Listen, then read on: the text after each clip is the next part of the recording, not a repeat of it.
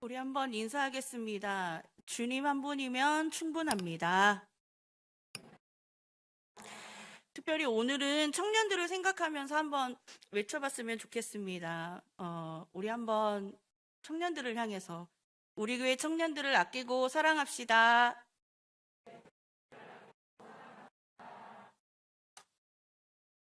왜 아멘을 안 하세요? 네.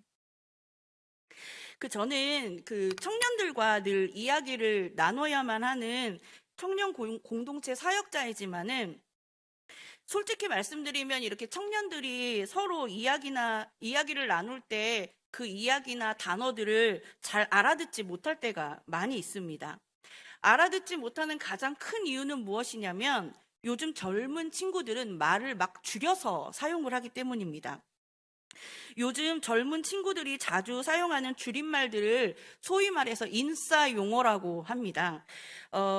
이 인싸 용어를 사용하면서 자기네들끼리 막 빨리빨리 이야기를 나누며 막 순식간에 막 대화하는 것들을 멍하니 이렇게 듣다 보면은 외계인들이 이야기를 하는 것처럼 보여서 순간적으로 제가 바보가 되는 느낌을 받기도 합니다. 알아듣기가 얼마나 어려운지 제가 몇 개 여러분들에게 문제를 내볼 테니까 한번 맞춰보십시오. 네. 첫 번째는 갑통알입니다. 뭐라고요? 갑통알. 우리 청년들 아시나요? 제가 검색을 해서 그러면 제가 평안교에서 유일하게 아는 사람이군요. 갑통알은 무슨 뜻이냐면 갑자기 통장을 보니 알바를 해야 할 뜻이란 뜻입니다. 네. 그리고 맥세권이라고 있는데 아셔요? 네, 맥세권은 저희 교회와 굉장히 관련되어 있는 곳인데 맥세권이 뭐냐면요. 맥도날드 근처 거주지라는 뜻입니다. 그리고 슬세권도 있어요. 슬세권. 슬세권은 뭐냐면 슬리퍼를 신고 나가도 되는 거리를 뜻합니다. 그러니까 너무 어렵죠. 너무 줄여서 사용하니까 이렇게 듣다 보면은 멘붕이 저절로 오게 됩니다. 여러분 멘붕이라는 단어는 다 들어보셨죠? 그쵸? 이 멘붕이란 단어는 아마 이 단어는 여기 계신 60대, 70대이신 분들도 젊게 사시는 분들이라면 다 아시는 단어일 텐데요. 이 단어는 멘탈이 붕괴되었다라는 뜻입니다. 어떤 충격적인 사건이나 상황을 보고 심리 상태가 무너진 상황을 바로 이 멘탈 붕괴, 멘붕이라고 말합니다. 개인적인 이야기지만 제가 예수님을 믿고 난 다음에 언제 가장 큰 멘붕이 왔을까를 한번 생각해 보면서 뒤를 돌아보았습니다. 그렇게 뒤를 돌아보다 보니까 자연스럽게 한 친구가 생각이 났어요. 이 친구는 몇 안 되는 저의 대학 친구로서 참 예쁜 친구였습니다. 지금 여러분들은 저희 청년들을 보시면 아시겠지만 얼굴이 이쁜 애들이 성격도 참 좋습니다. 그런데 제가 대학생일 때는 사실 그렇지 않았어요. 이쁜 애들은 대부분 성격이 참 그지 같았습니다. 그런데 이 친구는 얼굴도 이쁜데 그 얼굴에 맞지 않게 성격도 너무 좋았고요. 예의도 참 바른 친구였습니다. 게다가 아빠 직업도 꽤 괜찮았습니다. 아버지가 국회 사무관 출신이셨거든요. 소위 말하면 행정고시를 통과한 엘리트 집안이었습니다. 물론 저나 제 친구가 엘리트는 아니었지만 그 친구네 집안은 엘리트 집안이었습니다. 아무튼 저하고 친구가 될 만한 요소가 별로 없었음에도 불구하고 그 친구와 저는 굉장히 친한 친구 사이가 되었었습니다. 저는 그때 당시 예수님을 인격적으로 만났을 때도 아니었고 말 그대로 교회를 안 나가면 엄마한테 혼나니까 그 혼나지 않기 위해서 교회를 다니던 때였기 때문에 신앙다운 신앙도 저에게는 없었습니다. 그런데 무슨 마음인지는 모르겠지만 그 친구에게 교회를 다니라고 참 많이 이야기를 했습니다. 그런데도 그 친구는 정말 징글맞게도 교회를 다니지 않았습니다. 저희는 그렇게 졸업을 했고 그리고 저는 졸업 후 예수님을 인격적으로 만나서 신학교에 편입하게 되었고 그리고 졸업을 하여서 전도사 사역을 시작하게 되었습니다. 그렇게 몇 년이 지난 후에 그 친구에게서 아주 오랜만에 연락이 왔습니다. 그 연락이 온 이유는 결혼을 한다는 이야기였습니다. 그 청첩장을 받아보니까 예식 장소가 국회의사당이었습니다. 그리고 시아버지는 결혼식장에 가보니까 시아버지는 국회의원이었습니다. 그리고 제 친구의 신랑 되는 사람은 제 친구의 첫사랑이었습니다. 소위 말해서 이루어지기 어렵다라는 그 첫사랑이 이루어져서 결혼을 하게 된 것입니다. 그때는 꼭 이렇게 웨딩카의 뒷부분에 보면은 꼭 캔 같은 걸 이렇게 달아놔가지고 딸랑딸랑 거리게 하지 않습니까? 그렇게 딸랑딸랑 거리면서 이렇게 막 출발을 하려고 하는데, 이렇게 웨딩카가 딱 출발을 하면 친구들이 뒤에 서서 이렇게 막 박수 치면서 축복해 주잖아요. 그래서 저도 이제 뒤에 서가지고 축하를 해주기 위해서 이렇게 뒤에 서 있었습니다. 그런데 차 뒤편 열선이 있는 그 뒷유리에 이렇게 액자가 하나 이렇게 놓여져 있는 겁니다. 그 액자에는 사진이 한 장이 끼어 있었는데요. 그 사진에는 바로 제 친구와 남편 되는 그 사람이 아주 어렸을 때, 부모끼리 아는 사이였기 때문에 어렸을 때 갯벌에서 이렇게 놀던 때의 사진을 현상해서 액자에 넣고 차에 실어서 딸랑거리면서 이렇게 출발을 하는데, 정말 친한 친구인데도 솔직히 배가 많이 아팠습니다. 축하는 하지만 정말 환한 미소가 나지 않는 그런 경험을 했던 것 같습니다. 그래도요, 돌이켜보니까 그때 그 감정이, 그 좀 배가 아픈 감정, 소위 말하면 좀 부러운 감정이 오래 가지는 않았습니다. 왜냐하면 저 스스로 뭐라고 얘기했냐면, 괜찮아, 나에게는 예수님이 있으니까. 그땐 제가 예수님 만났을 때였으니까요. 괜찮아, 나는 예수님 있잖아. 예수님 있으면 됐어 하고 저 스스로를 굉장히 다독였습니다. 그런데 진짜 멘붕은 그 후 몇 년이 지난 후였습니다. 어느 날 주일 사역을 마치고 집에 이제 도착해서 쉬고 있는데요. 방에 이렇게 있는데 그 친구에게서 또 오랜만에 전화가 온 것입니다. 그 전화를 통해서 그 친구가 저에게 뭐라고 말을 하냐면, 경민아, 나 교회 다녀. 교회를 나가니까 네가 정말 옛날에 그렇게 나한테 나보고 교회를 다니라고 했던 때가 생각이 나서 내가 이렇게 전화를 하게 되었다, 이러는 겁니다. 저는 그 친구와의 전화 통화로 정말 멘붕에 빠졌습니다. 30분 동안 일어나지 못하고요. 침대에 누워서 하나님께 이렇게 이야기했습니다. 하나님, 이게 뭐죠? 도대체 하나님, 이게 도대체 뭔가요? 하나님, 저란 존재는 무엇인가요? 저는 그냥 이렇게 살다가 가야만 되는 존재인가요? 제가 그 친구보다 유일하게 나은 것 단 하나,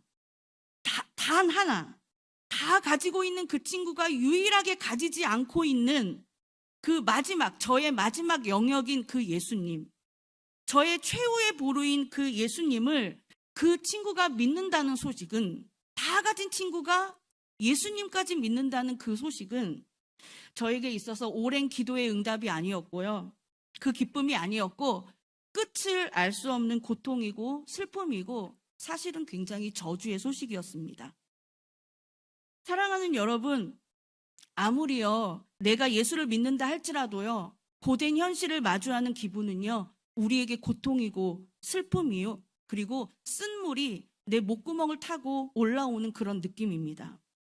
왜냐하면 저와 여러분이 마주하고 있는 이 세상이라는 현실은 너무나도 압도적인 힘을 가지고 있기 때문에, 그 현실을 마주하면 어느 누구나 할지라도, 그 찰나라 할지라도 두려움을 느끼게 되고요, 내 영혼에다가 날카로운 창을 던지는 것 같은 그런 아픔을 이 세상이라는 현실이 나에게 주기 때문입니다. 이런 고통들이 내가 받아들일 수 없는 충격적인 사건이나 상황을 통해서 주어지게 되면, 하나님의 말씀, 즉 보이지 않는 이 약속은 내 눈에 너무나 무력하게 보이게 되면서, 이 보이지 않는 약속이 현실을 이긴다는 하나님의 말씀은 나와 너무나 동떨어진 이야기가 되는 것입니다. 사랑하는 성도 여러분, 우리 청년들이 겪는 현실의 고통은 바로 이러한 고통입니다. 청년들이요, 자기들의 한계를 모르는 것도 아닙니다. 세상이라는 현실의 두터운 벽을 뚫고자 하지만은 그 벽에 부딪힐수록 내 한계를 느끼기 때문에 그 나약함과 한계를 예수님께로 가지고 나가서 기도도 합니다. 그러나 현실에 부딪힌 그 결과는 자기 몸에 생긴 멍뿐입니다. 세상이 주는 서운함과 섭섭함은요, 그럭저럭 견딜만 합니다. 그런데 진짜 서운하고 섭섭한 것은 하나님이 주시는 서운함과 섭섭함은 도무지 이해가 되지도 않고 목구멍으로 넘어가지도 않습니다. 오늘 우리가 읽은 성경의 책 이름은 하박국서입니다. 하박국 선지자는 남유다의 선지자로서 매우 혼란한 위기 속에서 활동하던 선지자였습니다. 북이스라엘을 멸망시킨 대제국이었던 아수르가 멸망한 뒤에 남유다는 애굽이라는 나라에 4년이라는 시간 동안 통제를 당했고, 이 애굽이라는 나라가 떠오르는 샛별처럼 강대국이 된 바벨론과의 전쟁에서 패하여서 남유다가 이제 본격적으로 바벨론이라는 이 제국의 침략을 받게 되는 이 시대에 활동했던 선지자가 바로 이 하박국 선지자입니다. 이 하박국서를 한마디로 정의한다면 바로 이것입니다. 하나님 왜입니까? 이것입니다.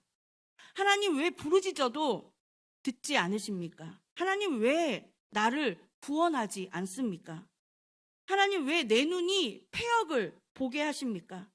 하나님, 당신은 정의의 하나님이라고 말씀하시는데 왜 당신이 통치하시는 세상에는 정의가 없습니까?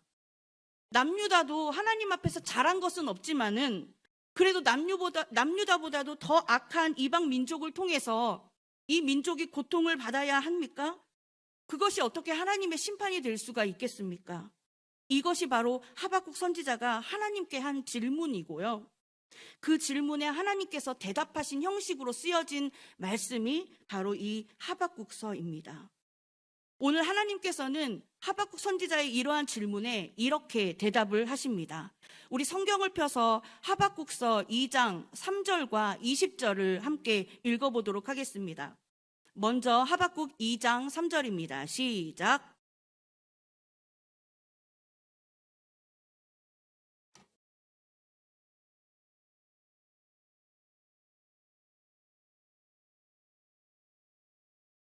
아멘. 이번에는 2장 20절입니다. 같이 읽어볼까요? 시작. 오직 여호와는 온 땅은 그 앞에서 잠잠할지니라 하시니라. 아멘. 저는요, 강아지가 참 예쁘면서도 또 무섭습니다. 그냥 이렇게 쳐다보기만 하면 너무 귀엽고 예쁜데요, 이 개나 고양이가 제 키만큼 막 점프를 하면서 크게 짖거나 으르렁거리면 너무 무섭습니다. 그런데 늘 애완견을 키우시는 분들이 하시는 말씀이 있어요. 개들이 짖는 것은 사람이 무섭기 때문에 짖는 것이지 사람을 무섭게 하려고 짖는 것이 아니라는 거예요. 사람이 무섭기 때문에 짖는 것이고 자기를 방어하기 위해서 짖는 거라고 늘 말씀들을 하십니다. 그렇습니다, 여러분. 저와 여러분이요, 하나님 앞에서 잠잠하지 못하는 이유는 사실 하나님에 대한 서운함과 섭섭함 때문이 아니라요, 하나님에 대해서, 그리고 보이는 것, 그리고 보이지 않는 것들에 대한 두려움 때문에 잠잠하지 못합니다. 즉, 저와 여러분을 포함한 모든 인간에게는 인류의 첫 조상인 아담과 하와가 경험했던 그 근원적인 두려움과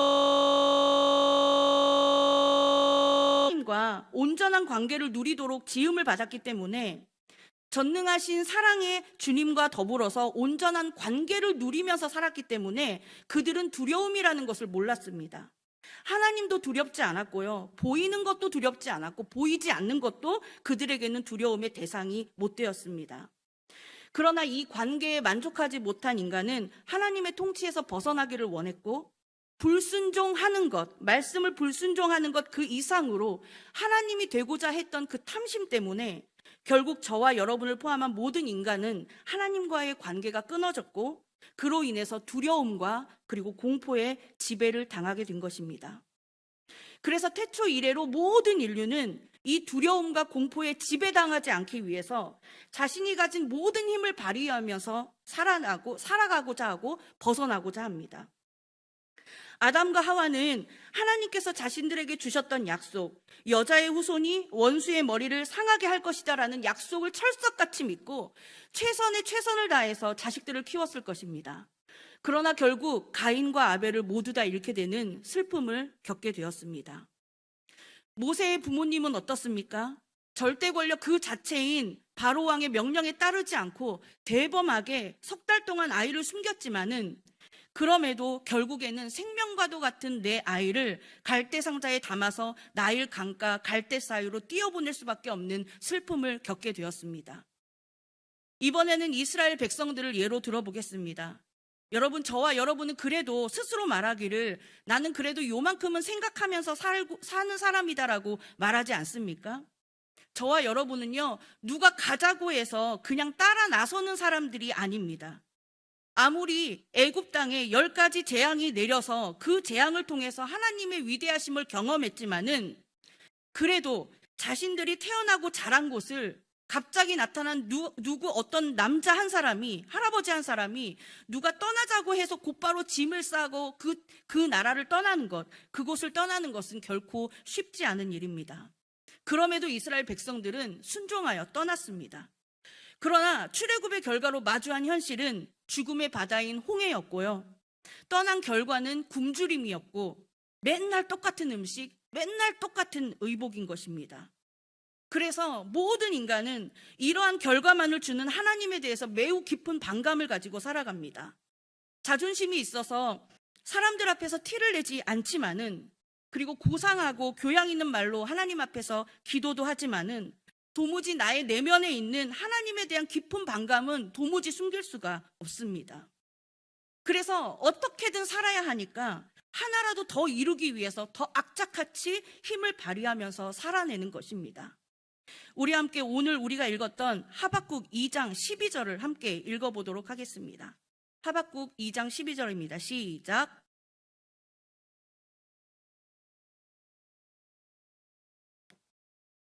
오늘 저와 여러분이 읽은 이 본문 말씀은요, 불신자들을 향해서 하시는 하나님의 말씀이 아닙니다. 재앙을 피하기 위해, 즉 악에서 벗어나기 위해서 하나님과 관계를 맺고 있는 신자들을 향한 말씀입니다. 본문에서 말하는 화 있을진저라는 말씀은 라는 깊은 탄식을 나타내는 말입니다. 그러므로 이 말씀은 불신자가 아니라 신자들을 향한 하나님의 깊은 탄식에 대한 말씀인 것입니다. 하나님께서는요, 지금 12절을 보시면 알겠지만요, 성읍을 건설하고 성을 건축하는 것이 잘못되었다고 말씀하시는 것이 아닙니다. 당신의 백성이 이 땅에서 살아가려면 성읍도 건설해야 되고 그리고 성도 건축해야 되겠죠. 이것들은 다 우리에게 필요한 것입니다. 그러나 그것을 건설하고 건축할 수 있는 힘과 방법을 하나님에게서 찾지 않고 피와 불이, 즉 하나님 보시기에 잘못된 것에서 그 의미와 힘을 찾는 신자들을 보면서 저와 여러분의 하나님은 하고 탄식하시는 것입니다. 우리 계속해서 13절을 읽어보도록 하겠습니다. 시작.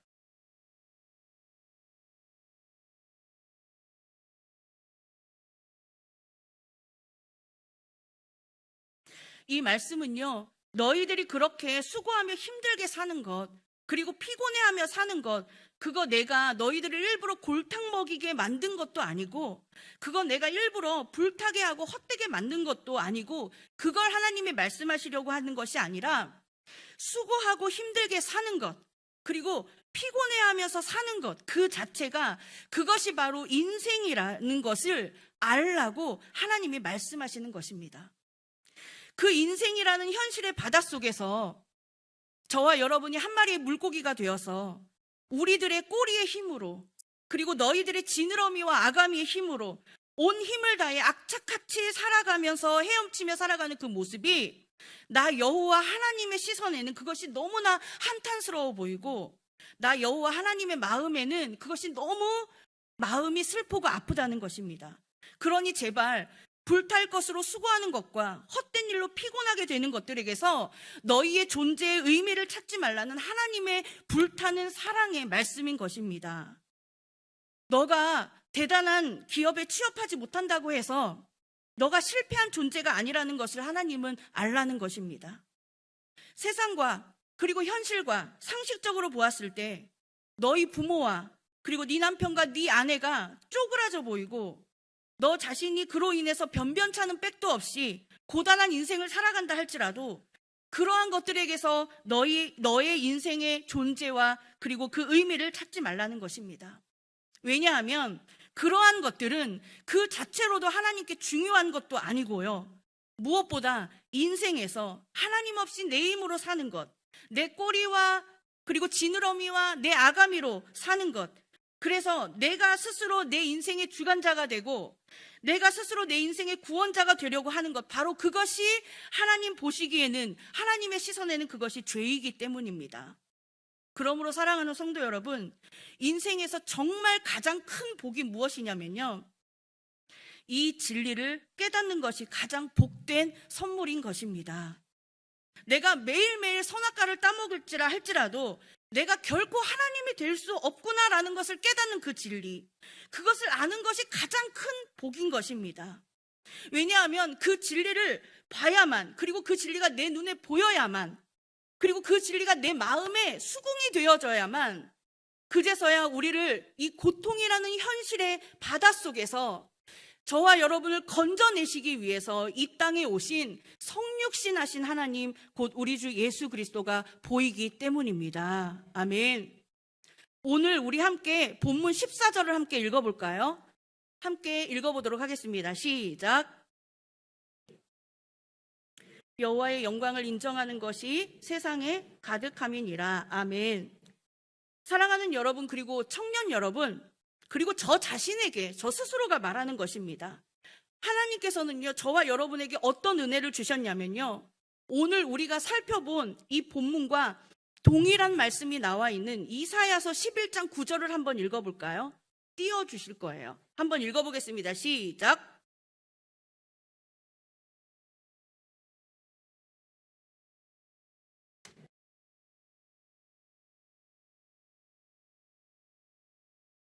아멘.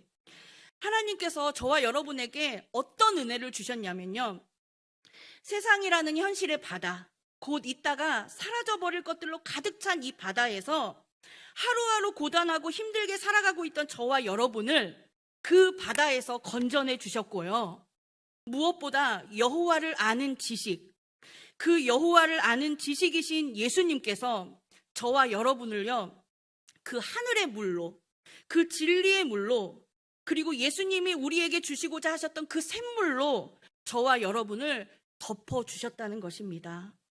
저와 여러분에게 덮어진 이 여호와를 아는 지식의 이 물 때문에 내 인생의 주관자는, 그리고 내 인생의 구원자는 더 이상 내가 아니라 예수 그리스도임을 알게 해주시는 이런 은혜를 주셨다는 것입니다. 그러니 그분을 향한 감사와 찬양과 존귀와 영광은 너무나 당연한 것이고 평생 갚아도 갚을 수 없는 큰 은혜인 것입니다. 이것을 알게 되면요, 그제서야 보이게 됩니다. 하나님이 내리신 심판의 홍수만 눈에 보이는 것이 아니라 그 범람하는 홍수 위에 떠있는 방주가 비로소 보이게 됩니다. 아멘. 내 자식을 띄어보낼 수밖에 없는 이 야속한 나일강만 보이는 것이 아니고요, 그 강물 위에 떠있는 내 아이를 감싸고 있는 갈대 상자가 보이게 되고요, 곧 나를 죽일 것 같은 폭풍우만 보이는 것이 아니라 그 폭풍우 때문에 두려워하고 쩔쩔매며 무서워하며 땀을 뻘뻘 흘리고 있는 제자들을 향하여 바다 위로 걸어오시는 그 예수님이 비로소 보이게 되는 것입니다. 그러니 사랑하는 청년들이여, 이제 우리는 기억합시다.